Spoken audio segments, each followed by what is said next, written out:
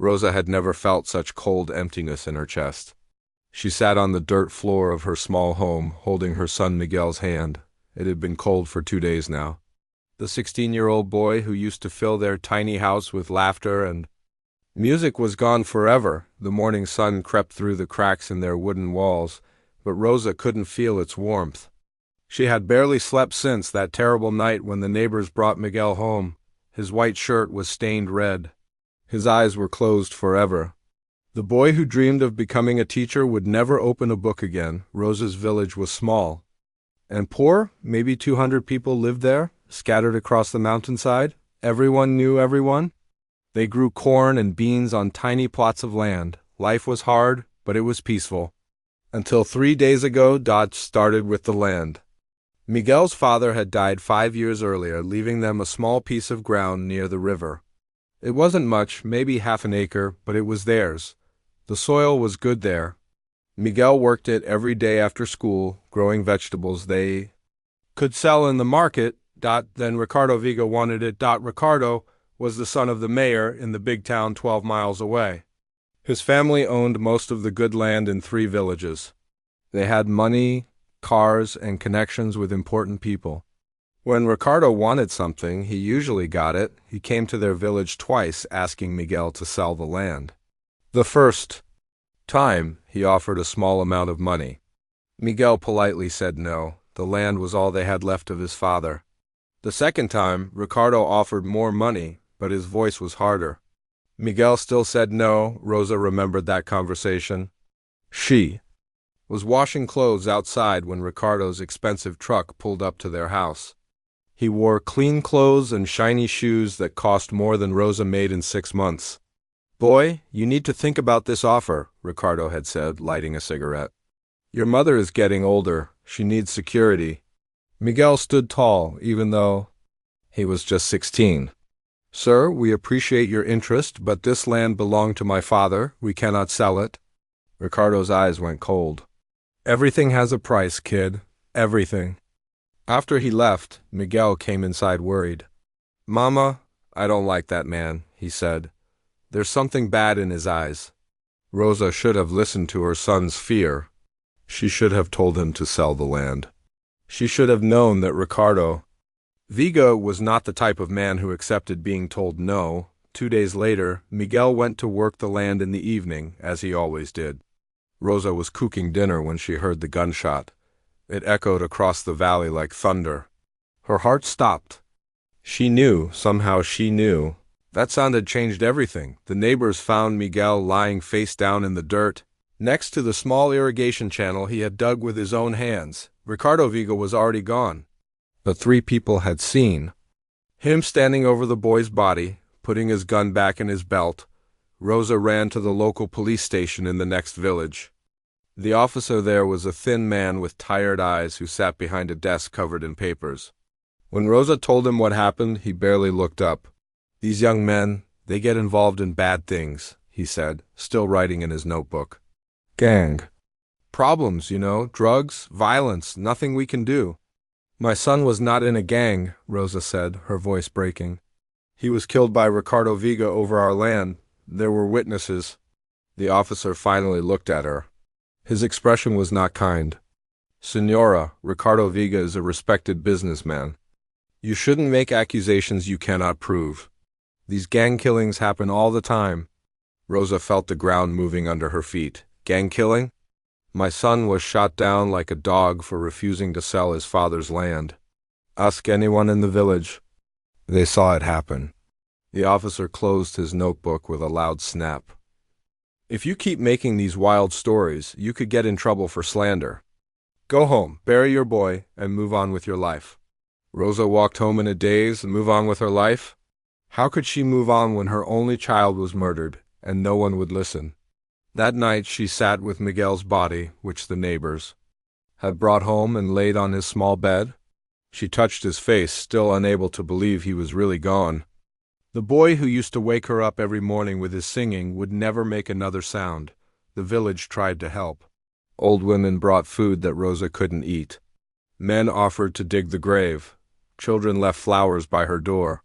But everyone whispered the same thing. There was no point in fighting Ricardo Viga. His family had too much power. The police wouldn't help. The local government wouldn't help. Rich people like the Vegas could do whatever they wanted to poor people like them. Rosa's sister came from the neighboring village and begged her to let it go. "Bury Miguel and try to heal," she said.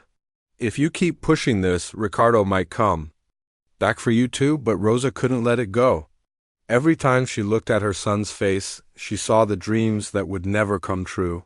Miguel had wanted to go to the university. He studied by candlelight every night because they couldn't afford electric lights. He helped his classmates with their homework and never asked for anything in return. He was good. He was innocent. He deserved justice. On the second morning after Miguel's death, Rosa made a decision that would change everything. If the local authorities wouldn't listen, she would take her case higher up.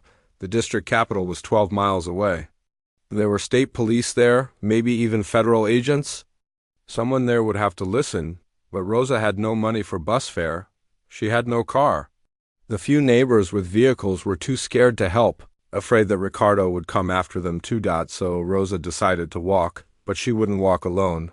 She wrapped Miguel's body in her best blanket, the one with blue flowers that her mother had given her for her wedding 20 years ago. She tied the blanket tight with rope. Then she lifted her son in her arms. Miguel had been small for his age, maybe 120 pounds, but carrying a body is different from carrying a sleeping child. The weight was awkward and heavy. Rosa's back ached before she even left the village. But she didn't care about pain anymore. Some neighbors tried to stop her. "Rosa, this is madness," said old Carlos, who had known her since she was a child. "You cannot carry a body 12 miles in this heat." "Watch me," she said. The sun was just coming up when Rosa began walking down the mountain path that led to the main road. Her son's body was heavy in her arms, but her heart was heavier. Every step hurt, but she kept walking. She had 12 miles to go, and she was carrying the only thing that mattered to her in the world. She was going to make someone listen. She was going to get justice for Miguel, even if it killed her. The 12 miles felt like 100. Rosa's arms burned with pain, and her legs shook with every step. The morning sun had turned into afternoon heat, and sweat poured down her face. Several times she had to stop and rest by the roadside, laying Miguel's body gently on the ground while she caught her breath. Trucks and buses passed her on the highway. Some drivers slowed down to stare, but none stopped to help. Rosa didn't expect help anymore. She had learned that when you're poor and desperate, most people look the other way. By the time Rosa reached the outskirts of San Pedro, the district capital, her white dress was brown with dust and stained with sweat. Her hair had come loose from its braid and hung in messy strands around her face. She looked like a woman who had walked through hell, which in many ways she had. San Pedro was 10 times bigger than Rosa's village. The buildings were made of concrete instead of wood. There were paved streets, electric lights, and shops with glass windows. Cars honked as they rushed past. People dressed in clean clothes hurried along the sidewalks, talking on cell phones and carrying briefcases. Rosa had only been to San Pedro twice in her life, both times to sell vegetables at the market. The town always made her feel small and out of place. Today, carrying her dead son, she felt like she was from another planet. She made her way toward the main plaza, where she remembered seeing government buildings. Her plan was simple: find someone in authority and demand justice for Miguel. Someone here had to be more honest than the corrupt police in her area. But when Rosa entered the town square, still carrying Miguel's wrapped body, everything went wrong. The plaza was busy with afternoon shoppers and office workers taking their break. Women sat on benches watching their children play. Old men played dominoes under the shade trees. Vendors sold food and drinks from colorful carts. When people first noticed Rosa, they thought maybe she was carrying a sick child to the hospital. But as she got closer, the smell and the way the bundle hung in her arms told a different story. Word spread quickly through the crowd. "Look at that crazy woman," someone whispered loudly enough for Rosa to hear. "Is that really a dead body?" asked another voice. Rosa kept walking toward the government building, but a small crowd began following her. At first they were just curious, but curiosity quickly turned into something uglier. "Hey, lady, you can't bring that thing here," shouted a fruit vendor, blocking her path. "You're scaring away my customers." Rosa tried to walk around him, but more people gathered. A woman with expensive jewelry and perfect makeup wrinkled her nose in disgust. "This is horrible. Someone should call the police to remove her." "Ma'am." "Please," Rosa said, her voice barely above a whisper. "I just need to reach the authorities. My son was murdered and no one will help me." But her words were lost in the growing noise of the crowd. More people came to see what the commotion was. Some laughed nervously. Others made jokes. "Maybe she killed him herself and now she's feeling guilty," said a young man in a clean suit, which made several people chuckle. "Look at her clothes. She's probably one of those mountain people." "They're all crazy up there," added a woman carrying shopping bags. Rosa felt her face burning with shame, but she forced herself to keep walking. She reached the center of the plaza and carefully laid Miguel's body on the ground near the fountain. Then she sat down next to him, one hand resting on his chest. "I'm not moving until someone listens to me," she announced to the crowd. This made things worse. Now, she wasn't just a crazy woman carrying a dead body. She was a crazy woman who planned to stay. "You can't camp here with that corpse," yelled the fruit vendor. "This is a public place." A police officer finally appeared, but he wasn't interested in hearing Rosa's story. He was a heavy man with a thick mustache who looked annoyed to be dealing with this situation. "Lady, you need to move along," he said, not even looking at Miguel's body. "You're disturbing the peace." "Officer, please," Rosa begged. "My son was murdered 3 days ago by Ricardo Viga. The local police won't investigate because his family has money. I need help."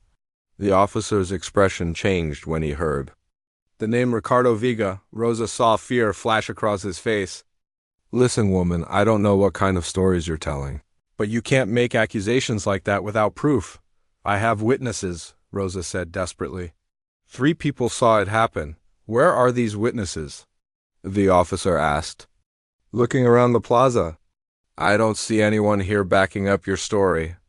Rosa's heart sank. Of course the witnesses weren't here. They were back in the village, too scared to get involved. Too scared of what the Viga family might do to them. The afternoon wore on, and the crowd grew larger instead of smaller. Word was spreading through the town about the crazy woman with the dead boy in the plaza. People came from their offices and shops just to stare. Some teenagers started throwing small pebbles in Rosa's direction, not quite hitting her but getting close.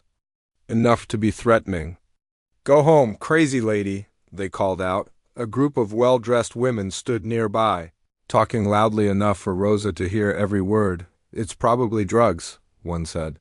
"These people from the mountains, they get involved with bad crowds." "I heard." "She's claiming someone important killed her son," said another. "Probably trying to get money out of an innocent family. She should be ashamed making a spectacle like this."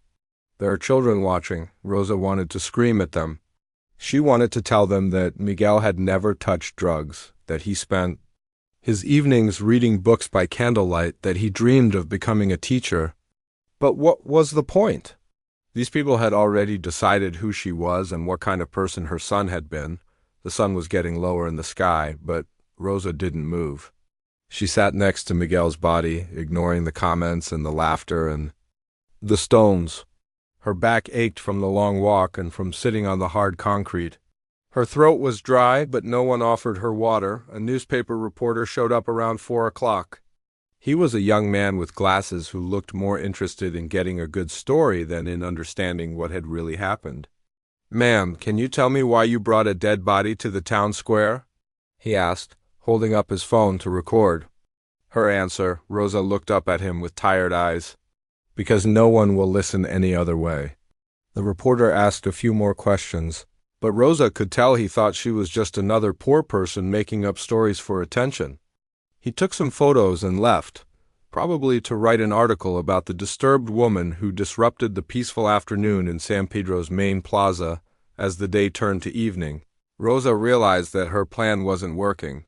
She had walked 12 miles carrying her dead son, endured hours of mockery and humiliation, And still, no one in authority would take her seriously, but she wasn't ready to give up. Not yet. She had one more card to play, one question that might change everything. She just had to wait for the right moment to ask it. The sun was starting to set, painting the plaza in orange and red colors.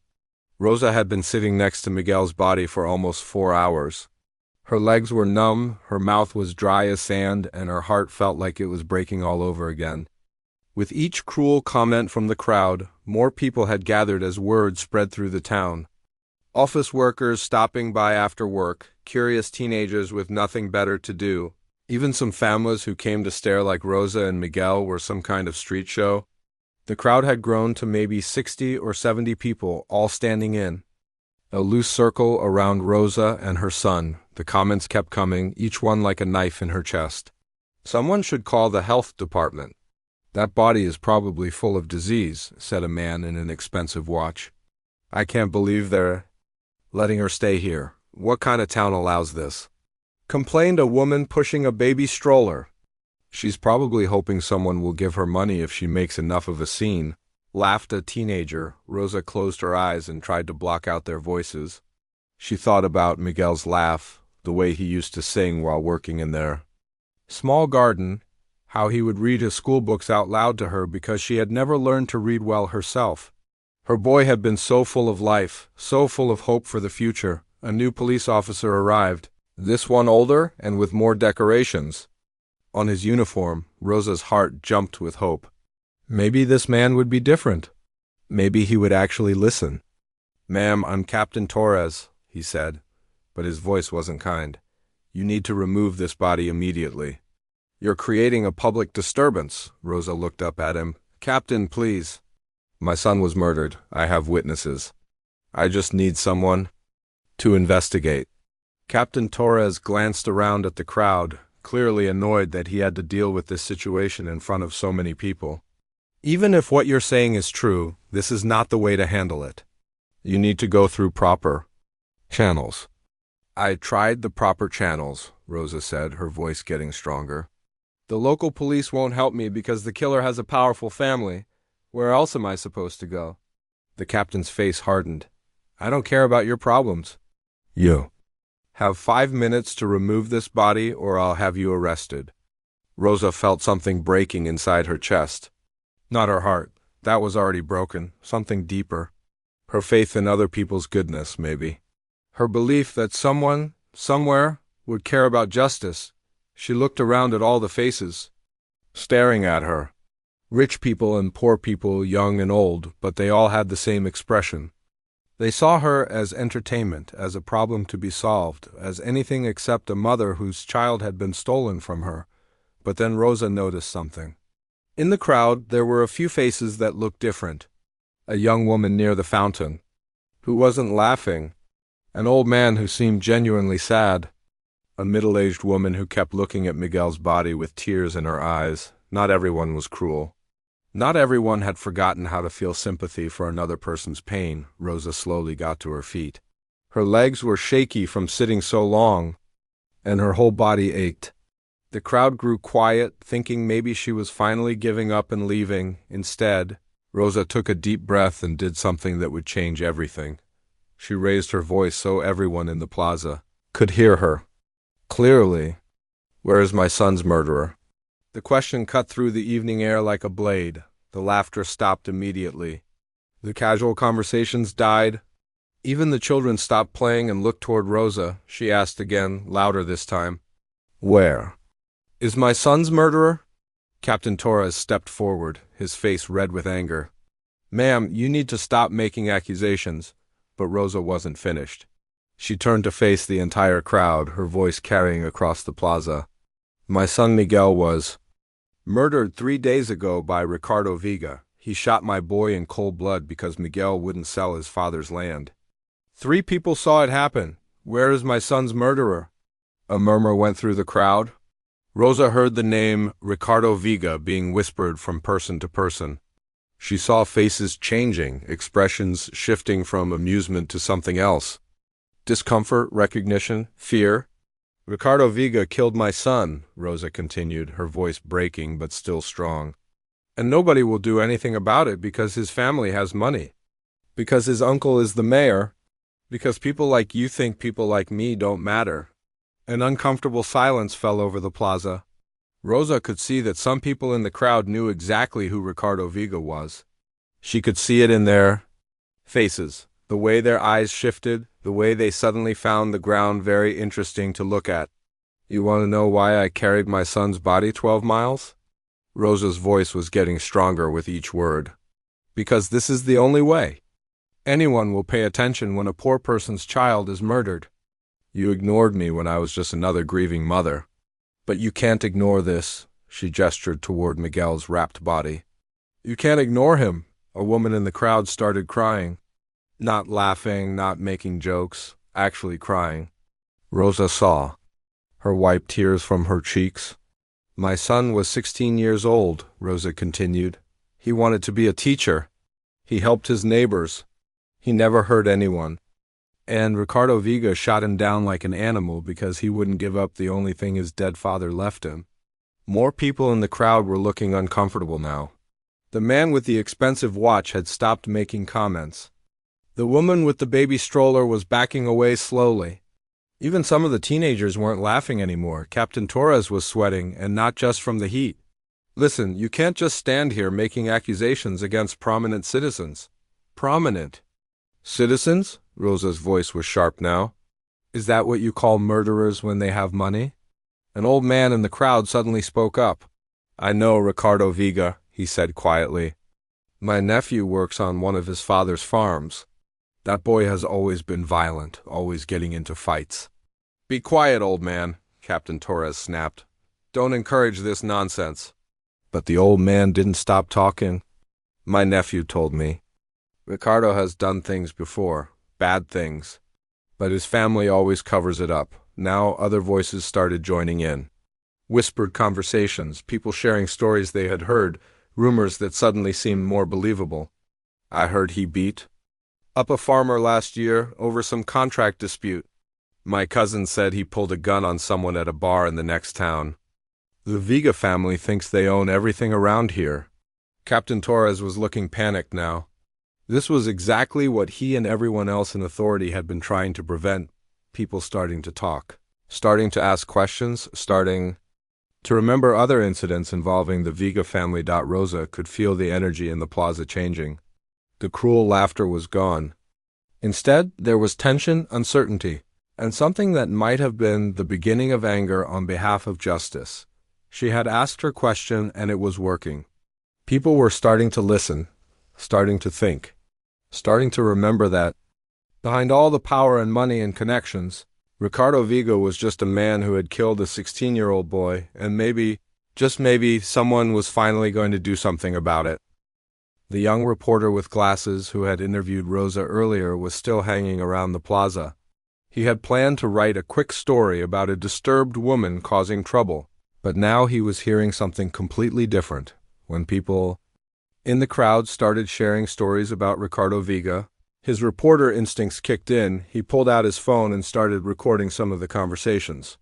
The old man who had first spoken up was now telling anyone who would listen about his nephew's experiences working for the Viga family. They treat their workers like dirt, the old man said, his voice shaking with anger he had kept buried for years. My nephew told me Ricardo once beat a man with a stick because he took too long loading a truck. But who can you complain to? His uncle is the mayor. His father owns half the businesses in 3 towns. A middle-aged woman nearby nodded her head. My sister used to clean house for the Viga family. She said Ricardo would come home drunk and break things, scream at the servants. His parents never punished him for anything. The reporter, whose name was Luis, realized he might have stumbled onto something much bigger than a simple human interest. Story. He approached Rosa, who was still sitting next to Miguel's body, looking exhausted but determined. Ma'am, you mentioned witnesses to your son's murder, Luis said gently. Can you tell me their names?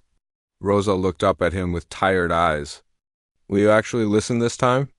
Or are you just looking for another story to make fun of poor people? Luis felt ashamed. His first questions had been dismissive, focused on the spectacle rather than the truth. I want to listen, he said quietly. I want to understand what really happened. Rosa studied his face for a moment, then started talking. She told him about Miguel's dreams of becoming a teacher, about the small plot of land by the river, about Ricardo's visits and threats. She gave him the names of the 3 villagers who had witnessed the shooting, while Rosa talked. Luis noticed that Captain Torres was on his phone, speaking in urgent whispers to someone. The captain kept glancing nervously at Rosa and the growing crowd of people listening to her story. I need to make some calls, Luis told Rosa. I want to talk to those witnesses you mentioned, Rosa nodded. They live in my village. But they're scared. They don't have money to protect themselves if Ricardo comes after them? Luis spent the next hour on his phone. Getting to Rosa's village would take several hours by bus, but he had contacts who could help. He called a colleague who worked for a human rights organization. She agreed to drive up to the village immediately to interview the witnesses. Meanwhile, something unexpected was happening in the plaza.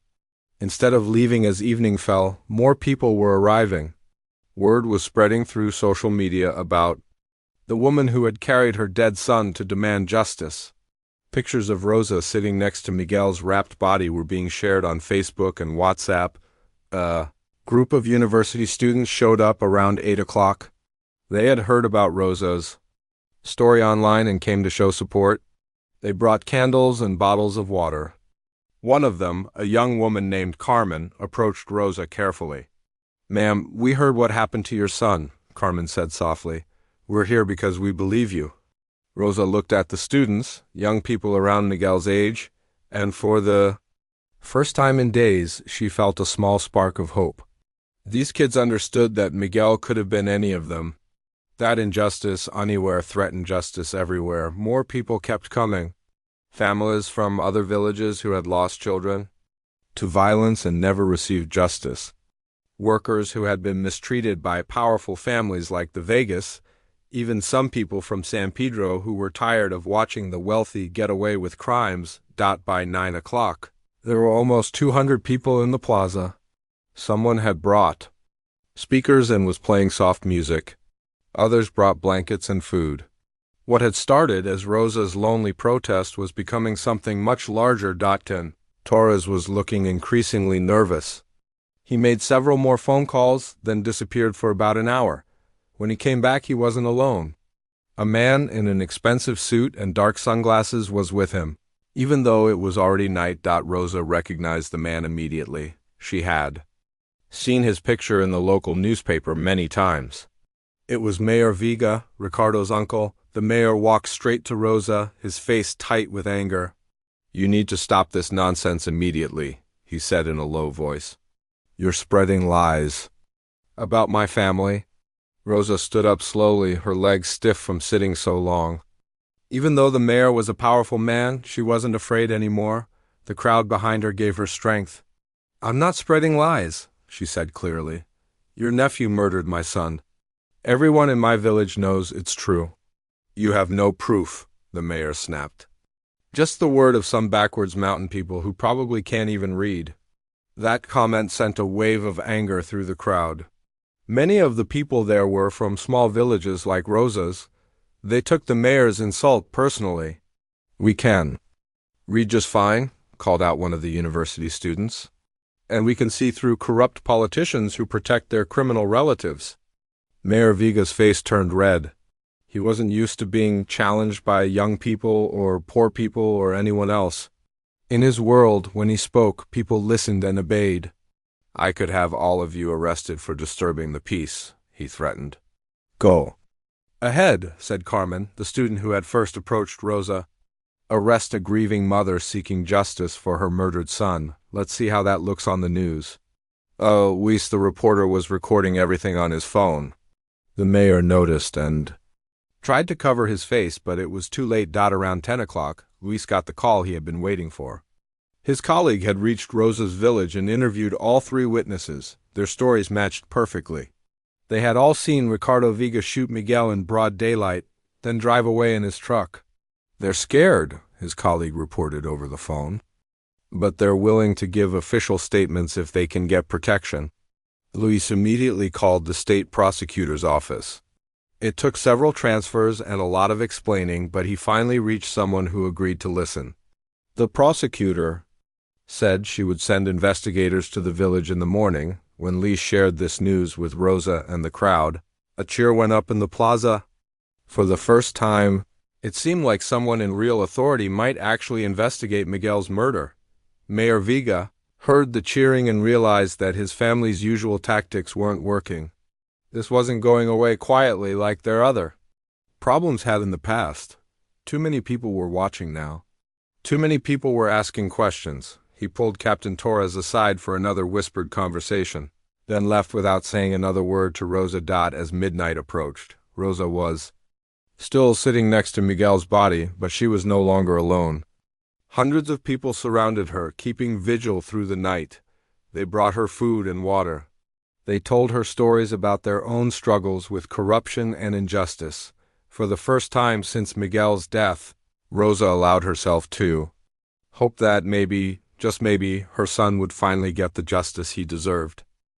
Rosa didn't sleep that night. How could she, sitting in a plaza surrounded by strangers who had become friends, holding vigil over her son's body?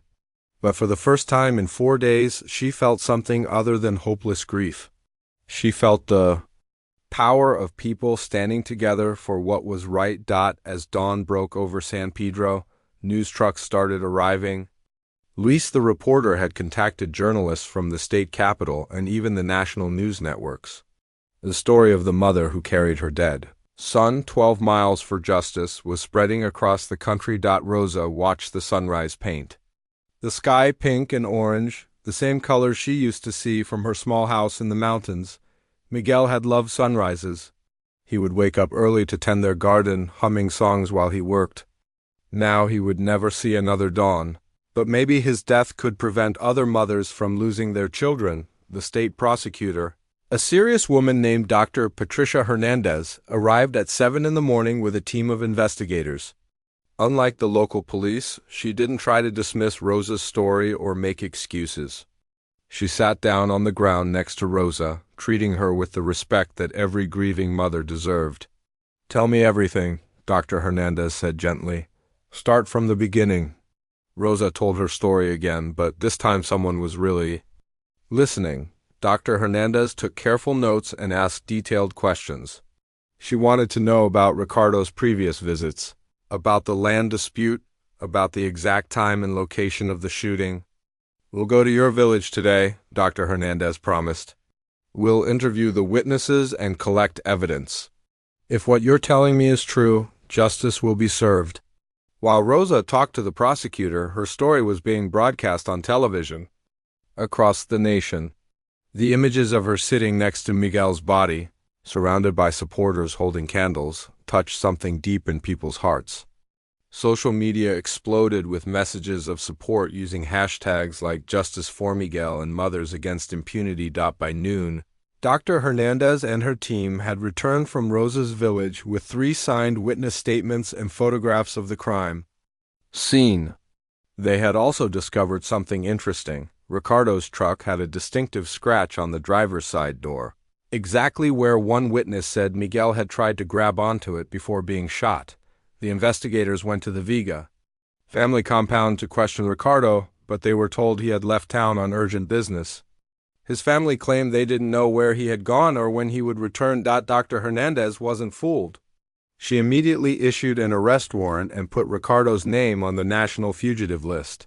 She also ordered an investigation into Mayor Vega's role in covering up the crime. The mayor, feeling the pressure mounting, tried one last desperate move.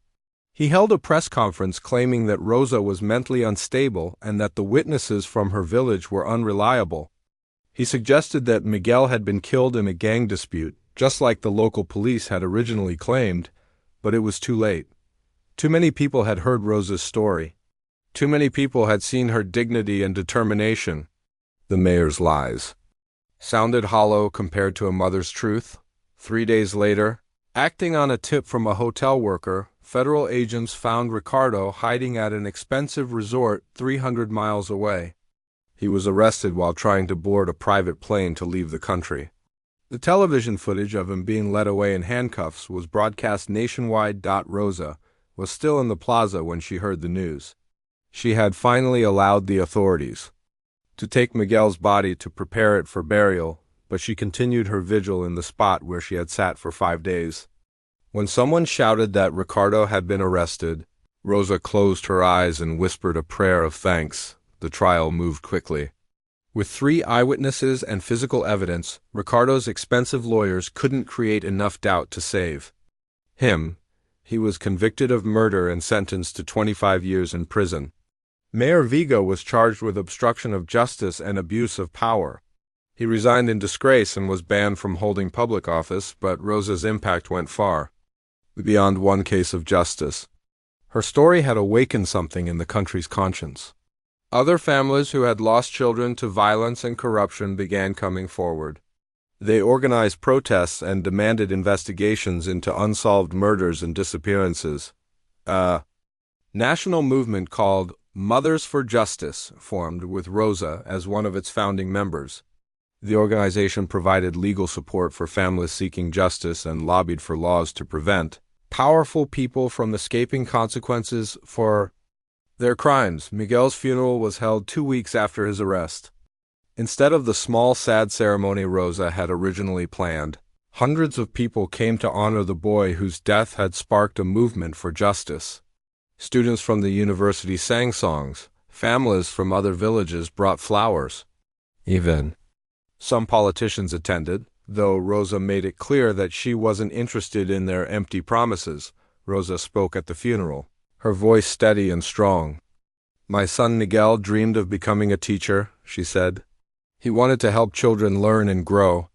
In a way, his death has taught all of us something important, that we cannot let evil people destroy good ones just because they have money and power." She paused, looking out at the sea of faces listening to her words.